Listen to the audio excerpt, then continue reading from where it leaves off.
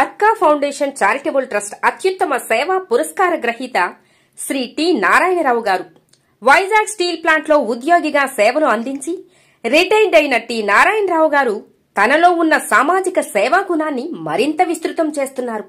పురాతనమైన శిథిలావస్థలో ఉన్న 6 దేవాలయాలను బాగు చేయించారు. ఎన్నో ఆధ్యాత్మిక సేవా కార్యక్రమాలకు చేయూతను అందిస్తున్నారు. స్వామి వివేకానంద బుక్ స్టాల్ ద్వారా ఎంతో మందికి వ్యక్తిత్వ వికాసానికి దోహదపడుతున్నారు.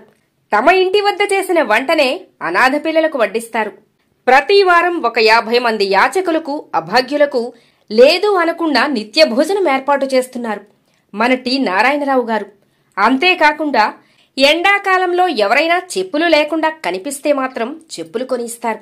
ఆకలి అని ఎవ్వరు అడిగినా లేదు అనకుండా అన్నం పెడతారు. చలికాలంలో దుప్పట్లు పంపిణీ చేస్తారు.